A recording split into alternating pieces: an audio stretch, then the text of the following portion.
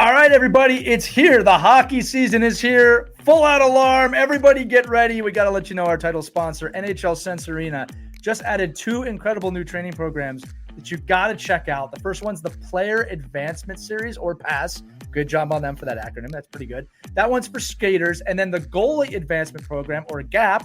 Once again, geniuses over there for netminders. Both are guided, progressive training plans designed to focus on specific skill sets that are fundamental to be successful at any positions on the ice. Again, they have so many new exciting updates coming. We're going to keep you updated throughout the entire year. But for right now, that's the deal. Remember, check it out at sensearena.com/OKPH. Again, that's sensearena.com/OKPH. And if you'd like to sign up, you can use the code OKPH at checkout to receive $25 off an annual subscription. They're always so generous over there. So sign up today. Give your hockey player the mental edge they need to start the season strong. And again, just in case you didn't know, NHL Sense Arena is the leading VR hockey training platform built for the Meta Quest, and it's the only official licensed VR training tool for the NHL and an official partner of USA Hockey of OMHA, which is up in Canada. So again, check it out, sensearena.com/OKPH, sensearena.com/OKPH, sensearena.com/OKPH. They always tell you to say it in threes. Enjoy that. We're going to dive into the episode right now. Thanks for listening.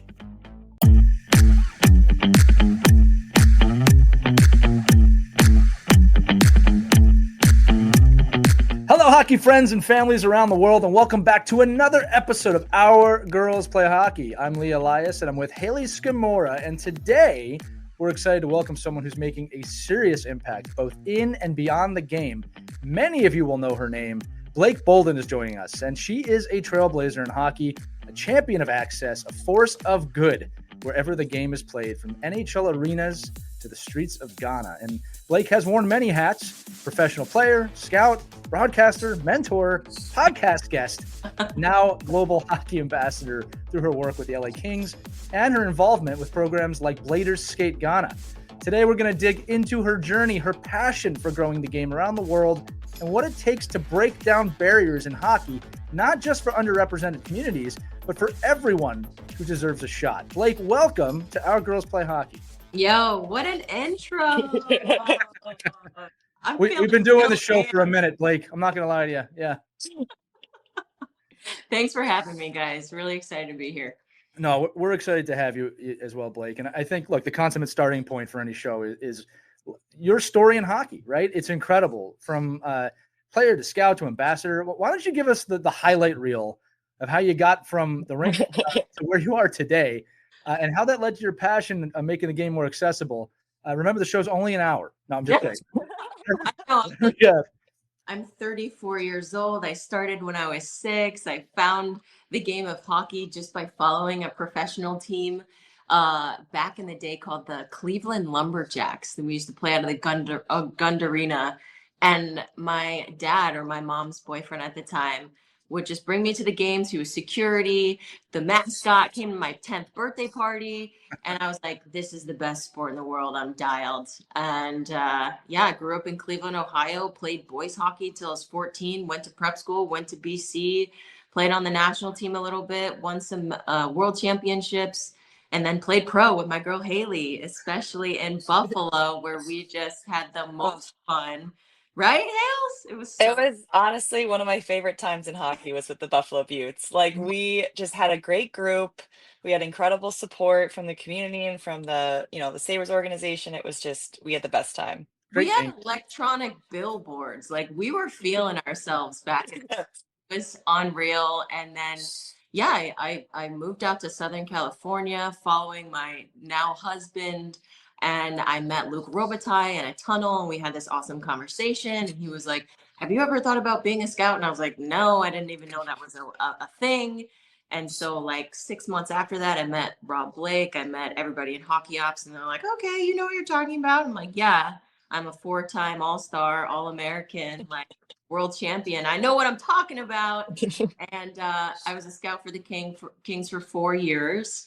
And then I decided I want to get out in the community. Los Angeles is such a vibrant city with so much diversity, and I want to help grow the game. So I became an ambassador and just a representative of growth and inclusion specialist with the LA Kings, where I run all of these amazing programs still to this day. And I got a phone call from ESPN and the NHL, and they're like, "Hey, do you want to do broadcasting?" I was like, "I have no idea." Yes. So really my career is all about just saying yes and pushing myself out of my comfort zone. And then in the interim, trying to figure out how to make memories like the ones I had when I was 6 years old. Oh, I love that. That's awesome. It doesn't surprise me. You're such like a passionate person and it really shows in everything that you do, truly.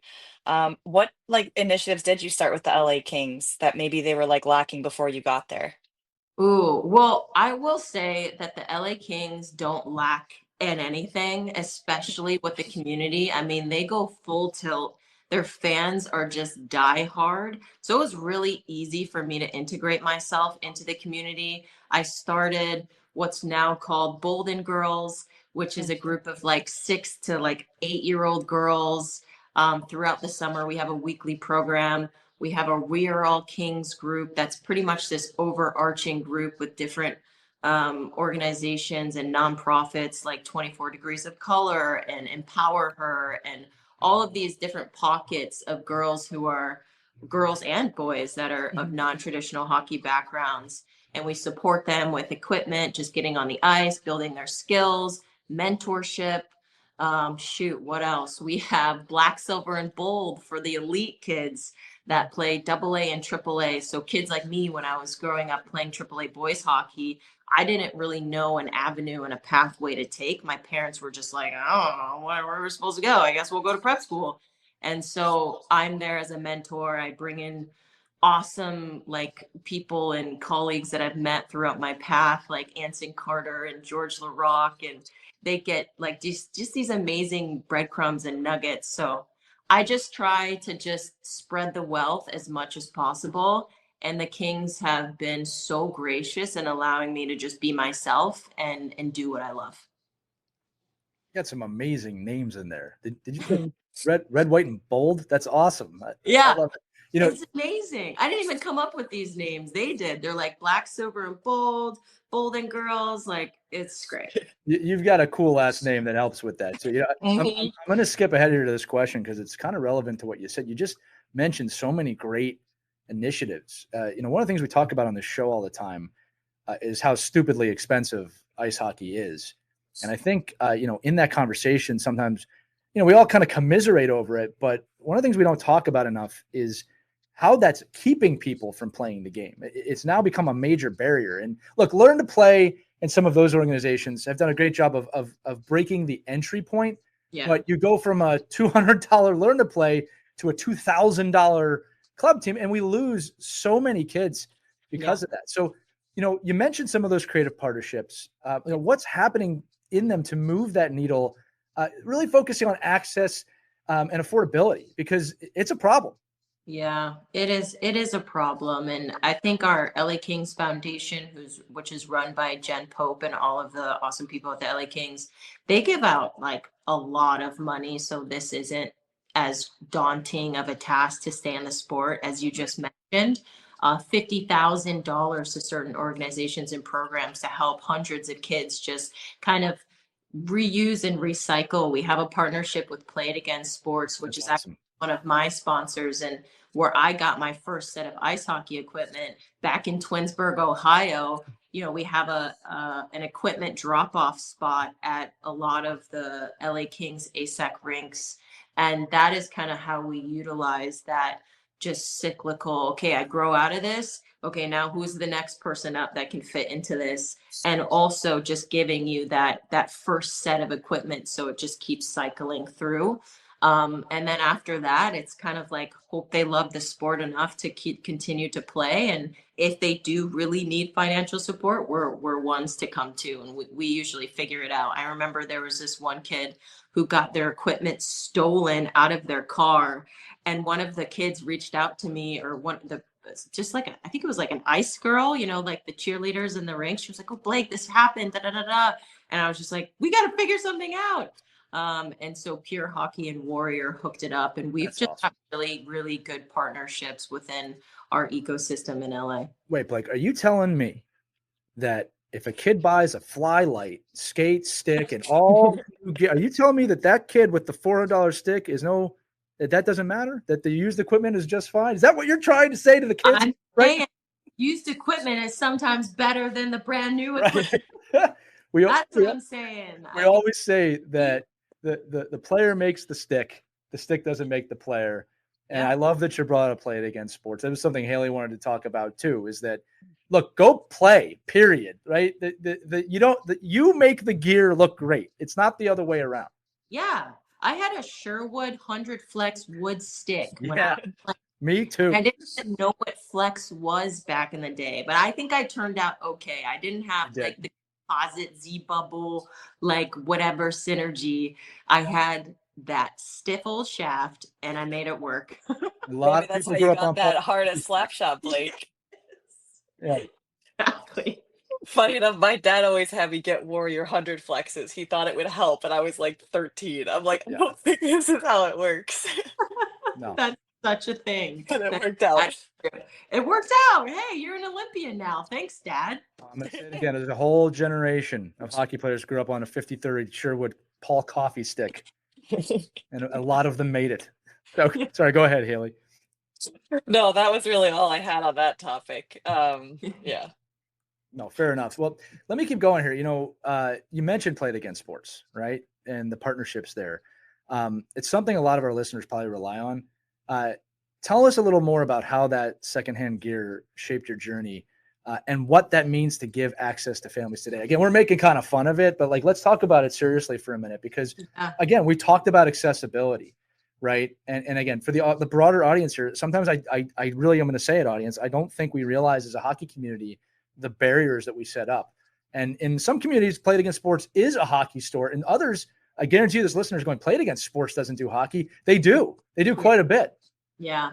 And I live in Southern California, and I have to I call ahead just so I can know, hey, is there a Play It Again Sports that sells hockey equipment? But there is. Yeah. There are Play It Again Sports that sell hockey equipment.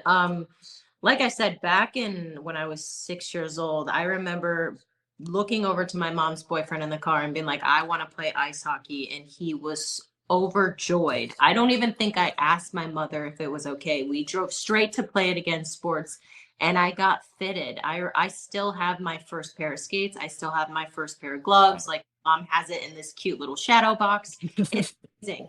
But if I did not have Play It Again Sports, I don't think I would have been able to play hockey and be able to fall in love with the game the way that I had. I don't think it would have been possible for my single mother parent. Just the amount of traveling that had to be done, the hotels, the fees to play on a team. Nowadays, it's like $5,000 at the highest level. It's okay to use secondhand, and it's also good for the environment. It's good for the earth. It's good for just everything. There's no shame. And now sticks are so good, you're not going to have to use a coffee Sherwood wood stick. Right. We should make all kids use that stick. What are you talking about? Yeah. It should be a rule that until you're 12, you have to use a wooden stick. That would be fun. Be a freaking rule. That would be amazing. I do think that Play It Again Sports, while some people might joke about, that whole niche, I think it's a really important gap that it bridges between kids and playing all sports. Like, I've walked in there and bought a frisbee, soccer ball, golf pants, ski gear, like everything you can really think of, you can get there. Yeah. Especially if we're talking about hockey, where sticks are hundreds of dollars. Like, I just looked at a like Warrior Novium 2, and it's like $250 intermediate. It's nuts. It is nuts. But shout out to Warrior. They're dope though. It just brings up again the broader point that look, there's a barrier. So from a hockey growth standpoint, it begs the question, are we actually growing the sport by keeping certain athletes out of the sport, right? That's something we've got to think about. And then the other thing too is just the cost associated. And we'll get off the topic in a second, but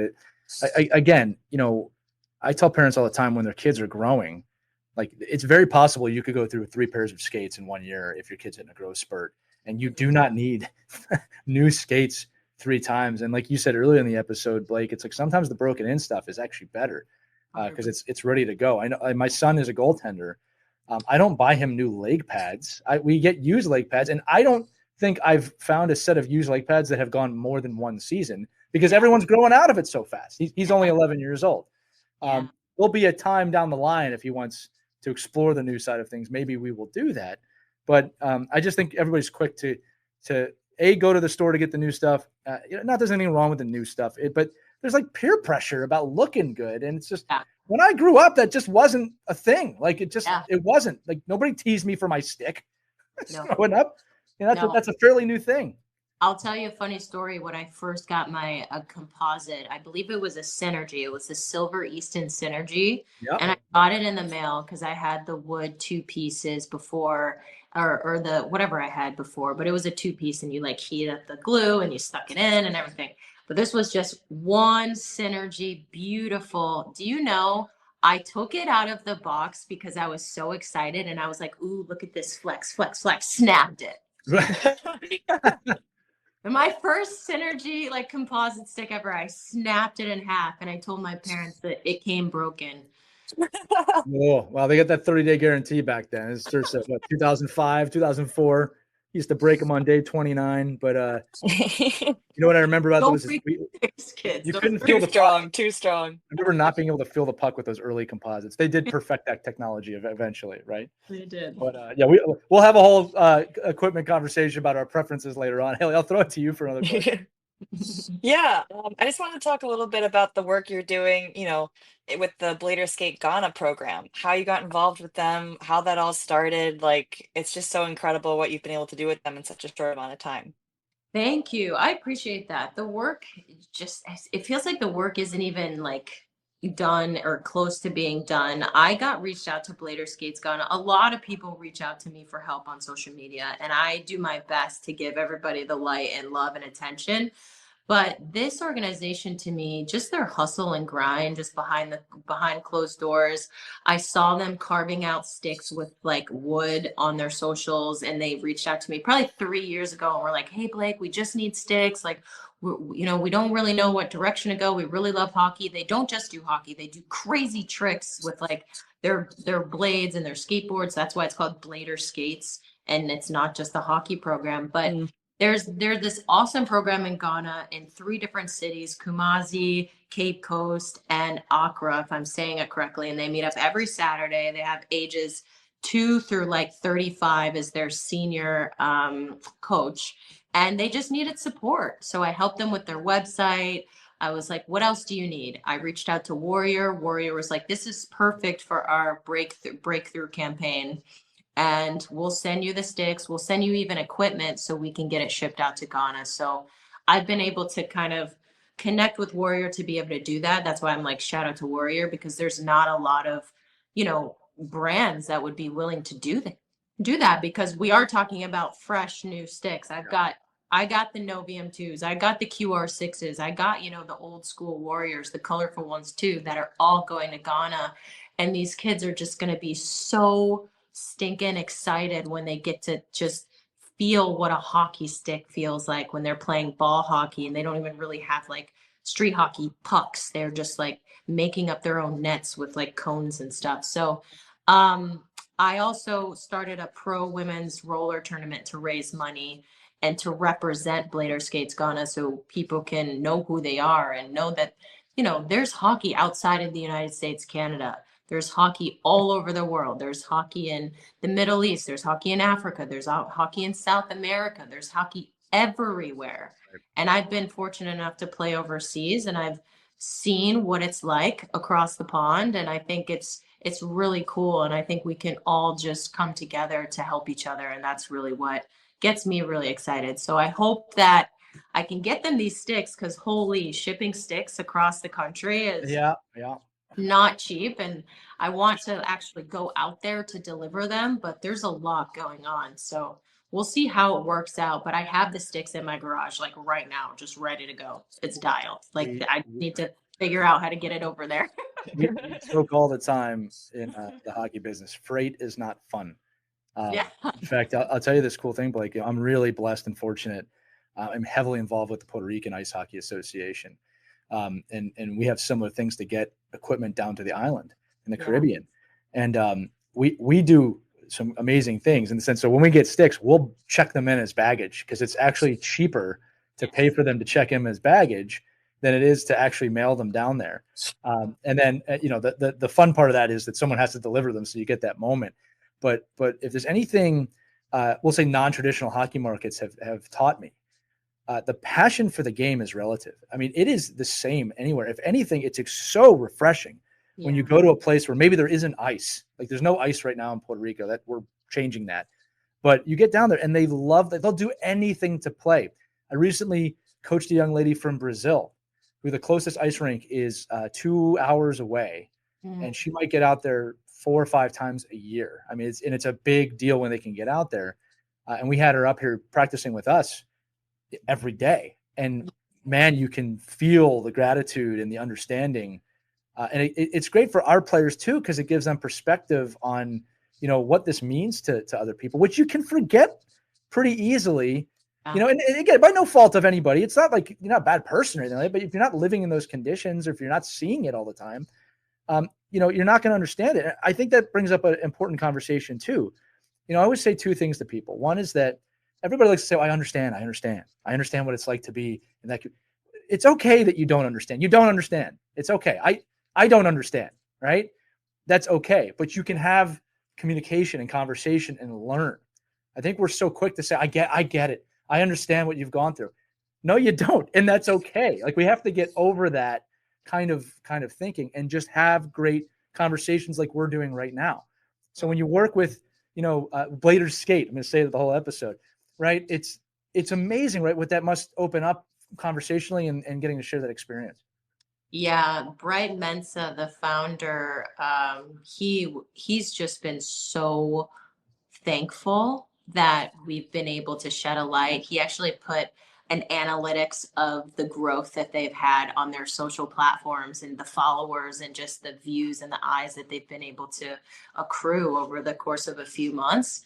And he's like, you have inspired me to dream and think bigger because I didn't think that this was possible. Now that you've been able to help us get a little bit further, now we want to make a rink. Now we want to be a part of the IIHF.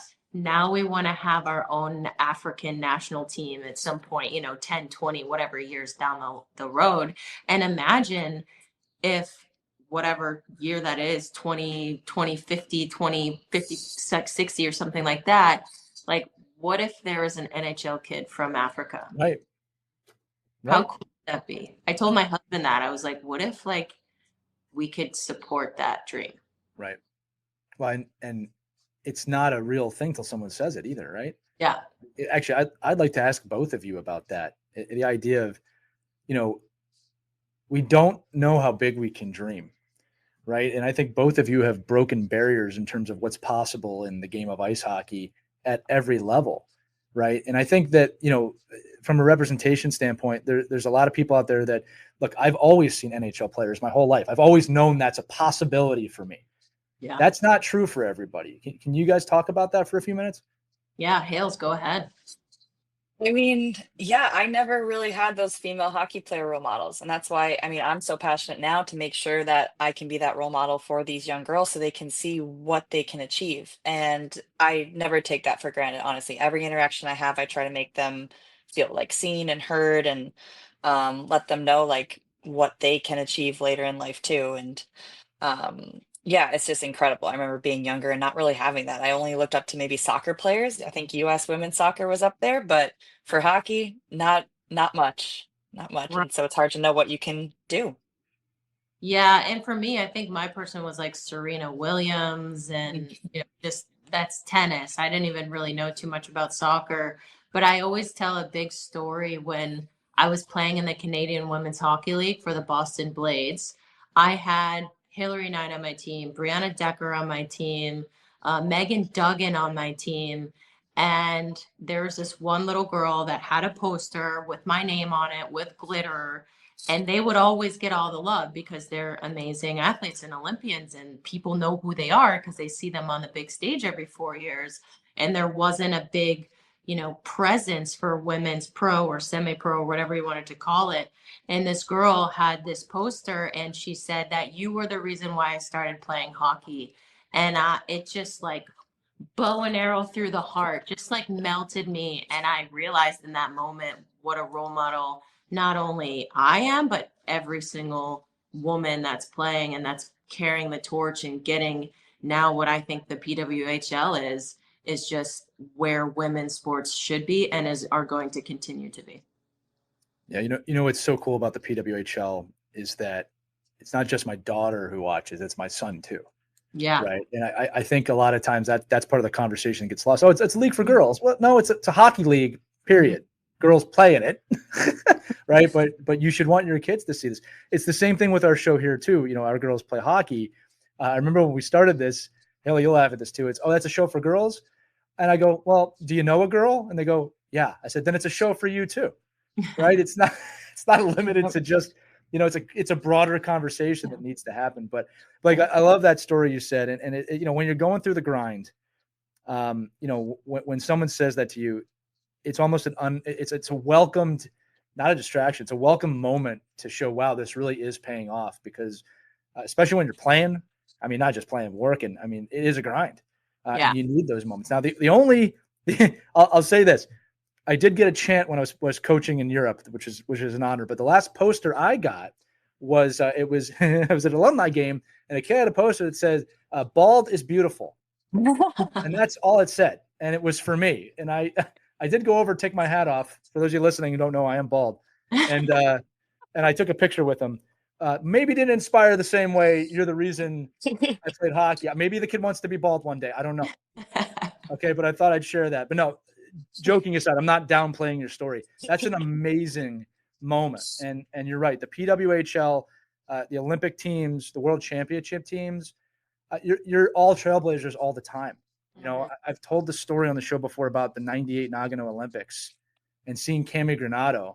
And I was at an age that, the men were really bad that year. She was a hero to me watching that Olympics, and I'm very fortunate that I had grown up in a time, again, I was in my late teens at that point. But I grew up in a time where that was somewhat normal all of a sudden, right? And that's what really opened up my eyes to it. And you're all trailblazing all the time. I don't want to keep monologuing here. I think it's the most amazing thing in the world. I can't thank you both enough for that and everyone involved. Appreciate that, Lee. Yeah. Haley, I'll stop talking. We clearly had a coffee before the episode today. No, you're good. You're good. So Blake, a lot of younger players, especially girls from underrepresented communities, they don't really see a lot of players like them in the game. So what's your advice for making them feel like they belong and can thrive in those environments? Oh, what's my advice to making them feel like they belong and can thrive in the environments? Well, I remember walking into a rink with my mom because, as I mentioned before, she was a single mom. Yes, she had a boyfriend that introduced me to the game, but I was her sole responsibility, and I didn't have any siblings. So it was just me and my mom walking into these arenas by myself, and often we would get some stares. We would get some like, "Who are you from? Like, why are you here?" And because my mother's boyfriend wasn't black, I guess, he would hear things in the stands that, maybe my mom or I wouldn't. And I would overhear them talking about it sometimes in the kitchen at dinner or whatnot. And sometimes they were really not kind things. And sometimes their kids were on the ice just echoing those disgraceful comments. And for me, I always like to respond on the ice. I always like to respond with goals, with performance, and with championships. And that's kind of how I progressed in the sport. Yes, not everybody's going to be an Olympic caliber athlete, but I loved the game, and I sat with myself, and I actually, because my mom was like, "Hey, Blake, if you don't want to play this, because it's just as much of a challenge for her as it is for me, as someone who wants to protect me and make sure that I'm happy and enjoying this game." She was like, "We don't have to play this anymore. If you don't want to play hockey anymore, I'm totally fine. Like, I don't need to be coming into this rink." And I looked at her and I was like, yeah, but I don't think I would be happy with myself if I quit. I don't think I would be happy myself if I let my external environment control what I'm going to do. And I think as elite athletes, especially Hayley, as you know, there's always this control the things that you can control your controllables. And that is one, I love this game so much. Two, I'm not going to be happy with myself if I quit because that's just not in my DNA. And three, like, there's no proving anyone wrong. I'm just here and I'm making a presence and I deserve to be here. I deserve to carve out my own ice, my own path. And that took me some time to get used to. But once I finally kind of felt comfortable in that role, garnished the trust and the support of my teammates and my coaches, oh man, if anybody said anything about me on that ice, I had a whole pack of boys that were ready to throw down. And that gave me a lot of confidence and love that it's just undescribable. So I would say lean on the people that are rooting for you. Definitely open up to friends and family that support you and care about your well-being. And just really sit with yourself and say, would I be okay if I threw in the towel? And 9 times out of 10, you wouldn't be. Yeah, that's what I was actually going to ask was like what maybe coaches and players on the team could do to make players feel more comfortable if they are a minority in that group. So you kind of touched on it, but if there's any other Yeah. little things and Oh, well, I was one of two, Megan Bozek. She was yes, was the other girl in our right. whole, was her and I. So there were two girls in the what was it, the Midwest Elite Hockey League, Mhm. AAA boys hockey. She was in Chicago. I was in Cleveland. So, she was a minority too. And she Right. were trying to go after her and headhunt her and hit her from behind. Like, that was just a part of my reality when I was playing boys hockey at that time. But instead of playing with fear, I just played into, all right, what's my game? What's my strategy? And my teammates were, yes, at first, when I tried out for the AAA boys Cleveland Baron team, they were like, who is this girl? But then after that, they respected me. That there was no color or gender. I was a part of the team and I felt like, yeah, it was almost like a fraternity. Like you had brothers for life and they would, when you're stepping onto the ice, like you're going to war for each other. Mhm. And that's what I felt when I was on the floor or on the ice. Now I say floor because I play hockey now. You went either way. Here's another, like, pulling the thread on this a little bit. We talked a lot about the athlete in this scenario. What is your advice in the stands, right? You're a parent, you hear somebody say something inappropriate. Now, I'm curious on your stance on this because I think a lot of people want to do something. Maybe they don't know how, maybe they're afraid, maybe they shouldn't, right? But if you do hear something in the stands, right, what do you think the approach should be from a parent or fan standpoint? You know what really is cool when the person that is I don't want to say the victim or is being talked about, if someone steps up and says, "Hey, that's not freaking cool." Right. I think that's really cool.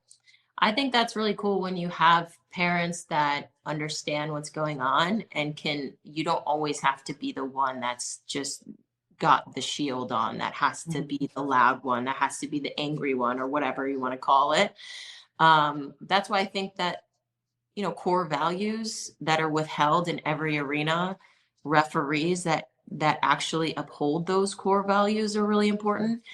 And I think when it comes down to USA hockey, sometimes it gets a little dicey. Like I get a lot of scenarios and people that send, "Oh, this happened in my 10U, 12U, double A, B, whatever," and I'm just like, "This is nuts." And they'll report it, and sometimes nothing happens. Right. So I think it's just a part of knowing that you're a part of a team. Oh, that was a slam door. Very That's windy. okay. Everyone's okay. You're a part of a team, and that it's really nice. Even when there was something like a George Floyd situation that happened in 2021 or 2020, I should say, everybody was coming to me, Blake, Blake, Blake, Blake, Blake. It's like, I don't want to be the person that has to say everything every time. Right. Can we just stand up for each other? Mhm. Because that would make our world a way better place. I love that, Blake. And I'll tell you this too. I agree with you. and just from my own personal experience, I remember like that was a hump for me to get over because I would hear things and think, oh, that's stupid. But I made a decision a few years ago. I'm going to say something if someone says something inappropriate. Just like you said, like it doesn't have to be an argument. I'm not trying to get in a fight, but just, hey, that's not cool. Please, what's up with that? What's funny is when you do it, almost everyone's with you, right? And the person saying the thing, I don't think it's even so much about them. I think it's about everyone else seeing like, this is not cool. Don't do this in our rink. Same thing in the locker room. Again, I was about to say I don't hear it too much in youth, but that would be untrue. I do hear things sometimes. If I hear it in a youth locker room, definitely going to say something. But even in an adult league locker room, I just can't sit there anymore. Yeah. And if they have a problem with that, that's their problem. But the only way to move forward is to do what you're saying, like not cool. Period. Yeah. Yeah, I agree with that. And that's a one reason why the Player Inclusion Coalition exists with the NHL is because a lot of players, like, they don't really understand that everything that they do and say has a sort of ripple effect. Right. And there are locker room ambassadors and captainships and people that are leaders by example, but also can just uphold a certain standard. And that makes our game just a lot better. And it starts at the top. It starts at the NHL. It starts at USA Hockey. It starts at Hockey Canada. It starts at the people that are at the top, and then it trickles down to youth hockey, to the referees, to the parents. What is acceptable? What's not acceptable? Here's your reprimanded, consequence if it happens, and that's it. Like, there are no excuses. You're either a good person, hockey player, parent, player, or you're not. Yeah, I agree, and I think also just having great conversations and like we said earlier, like understanding you're not gonna understand what it's like in anyone else's shoes or skates in this scenario, and sharing that experience with other people of this is what I experience, and look, that could go for anyone. I'm not generalizing this to any one person or one position here, right? We don't talk enough. This actually goes beyond hockey. We just don't converse enough anymore and have great conversations to learn. Right. And it's just surrounded in assumption. It's surrounded in preconceived notions. And we really need to work to break through that. And you're obviously doing that work, and we applaud you for that, but it takes all of us. Right. Yeah. Honestly, things don't really bother me anymore. The things that people say, especially being, I don't know, on television now, you got eyes on you all over the place. You got Twitter fingers, and sometimes I take a deep breath and I remind myself, remember when you were that little girl walking into your AAA tryout and you were so scared your dad had diarrhea and was throwing up before because he didn't want you to like get cut or be bullied? Yeah, you've been through some things. You can handle it. Like, wow. It's fine. Mr. Bolden needs to come on the show and talk about that one. That could be a whole nother episode. Class, but he was so sick. He was like, "Oh my god, my girl." You were like, "Chill, I got this."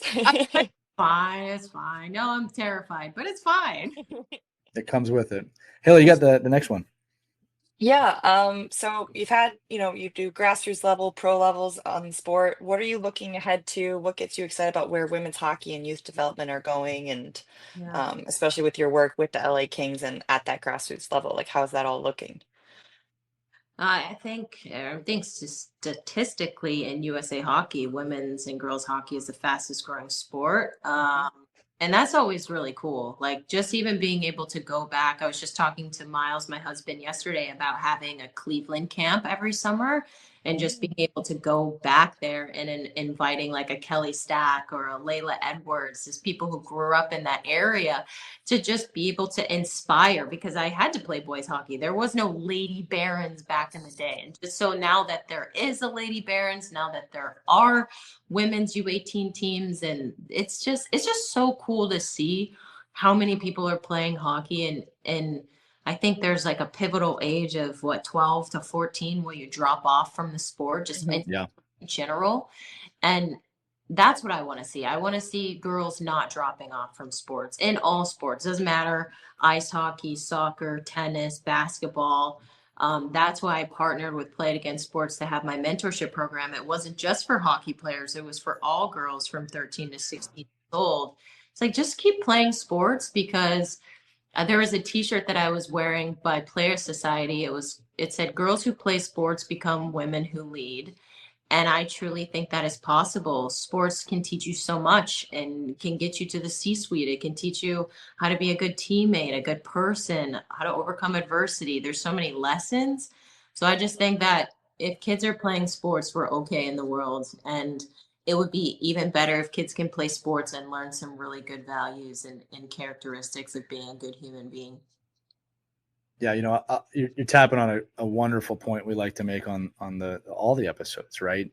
Which we just did an episode recently talking about the thrill of fun, right? We had someone right into the show about how their daughter actually joined more of a rec league, and it totally reignited her flame for the game. Yeah. And the question came up, and it was a funny kind of discussion about, well, where's the developmental value in that? And we dove into it of like, it's not an unfair question, but who cares? She's having a good time. And look, there is developmental value in free play. Don't get me wrong. But it's like, man, we can't even have a discussion about fun without, well, how will they develop? How will this help the long-term plan? How is this going to give them the skill sets? And you're right. Like, that's why kids are quitting. It's not fun. The number one reason kids quit is that it's not fun. Mm-hmm. I mean, they're giving us the answer. Mm-hmm. Right. So the initiatives that you're doing and that mindset of got to keep the game fun. And again, when you think about it, again, if you live in an area where there's a lot of girls teams, wonderful. That is just not the truth for everywhere. Yeah. Right. And we have to find ways to maintain that fun in the game really forever. It doesn't, I think if you're not having fun, you're doing something wrong. Right. Not consistently is what I'm talking. Yeah, and if we're talking about development in general, how many brain synapses are happening when you're playing? If it's rec league, if it's house league, if it's B league, if it's men's league, women's league, doesn't matter. Like, your brain is growing and evolving every time you do something like that, and the development is tenfold. It might not be in that particular moment, right, but definitely a nugget that you can use further down the line in your life at some point. Yeah. I got to ask you both this question too, since you brought up brain synapses and development. Anytime we have professional players on the show, I ask this question. There is an epidemic right now in youth hockey with, we'll just say, the development of hockey IQ. We won't dive into the reasons of what's happening, even though it's basically just everybody telling kids go from A to B without any kind of free thinking. Yeah. But Blake, how do we stop? But I'm gonna say this as a youth hockey coach. How do we stop players coming into the zone on offense, skating directly at the defenseman with the puck unprotected, directly at the D when they could have gone around? Why is that happening? How do we stop it? It's happening because coaches are all about the McDavid stick handles and not realizing that not everybody is a McDavid or going to be a McDavid, because that's just genetically, physically impossible. And I think that there are a lot of unfortunate lessons that will be learned. Like, our game is changing because of the coaching strategies and just the overkill of hockey in all freaking months of the year. Yeah. And it's not good. It's not good to play just hockey. Hockey is an athletic sport, but you know how much better you could be if you played tennis, how much more agile you would be if you played soccer, how much tougher you'd be if you played football. Like, there's so many things that can help develop you into more than just a hockey player, but just an overall athlete. Like, Hayley, like, when we're freaking athletes, like, tell us what to do. We'll do it. Pickleball, let's throw down. So exactly. Yeah. I just think that there's just the lack of understanding, and things are more towards money, mm-hmm, and travel and coaches' fees and just being the best at 12 years old. And that's just not realistic. And that's why kids are quitting. And I don't know about the going down and stick handling right at the D, but like, that's not a good recipe for success, because you're going to get lit up. Right. And I always joke too, even McDavid goes around people. Yeah. Even McDavid protects the puck. Yeah, he does. Oh my gosh, right. Motion. And I've been fortunate enough to be on the ice with him. And he is so aware, but that is a very small percentage of human that can do that. The smallest. Yeah. I believe it's a 1-for-1 equation there. I did have the privilege one time. I won't say the name. I was interviewing a pretty high level NHL defenseman, and I asked him, "How do you defend against McDavid?" This gives a lot of context. He goes, "You can't." Just goes, "There's no way. You hope for the best." He comes in, you just hope for the best. Yeah. That's how unique he is, Close right? your eyes and stay in between the dots. Yeah. Hope he goes left because that's where I'm defending. Right. Hayley, I'd love for you to chime in on this as well, just from a skill standpoint. Yeah, in terms of the skills, I think, yeah, so many kids are focused on like being able to do the Michigan and all these like sick hockey skills you see on, social media and things like that. And it's like the game is so much more than that. Like Right. you need that hockey IQ piece. And I think, coaches can do that by having more creative games in their practices. It doesn't have to be these like set drills where they have to do X, Y, and Z. It's a game where they have to like think and use their teammates and, protect the puck and things like that. So I think really focusing on that piece is huge. And then, like Blake said, playing other sports is massive. I played soccer and tennis growing up as well. And you see a lot of the same patterns in soccer as you do hockey in terms of finding open space, working with teammates. It's all, when you really look at it, it's so similar. And it was such a nice way to get a break from hockey because it's a lot. And I think the burnout is definitely real for these kids because they feel like they have to do it all the time to stay ahead of the game, to stay ahead of the competition, supposedly. But little do they know, playing other sports will help them stay ahead of everyone Yeah. because it just works on so many different aspects and it definitely translates to the game, even though it's not directly hockey. A litmus test that I always tell our listeners is, when was the last time your kid said, "Hey, when do I get to play hockey again?" Right? Because kids are playing, as you said, Blake, year round. Right? I'm not talking about, "Hey, I'm looking forward to going to practice." I'm saying, when are we back on the ice? When your kids take off for a season, I don't mean a regular season. I mean like the spring. Yeah. That will happen, and that reinvigorates the love. Or as a relative of mine said once, "I need to miss you right now."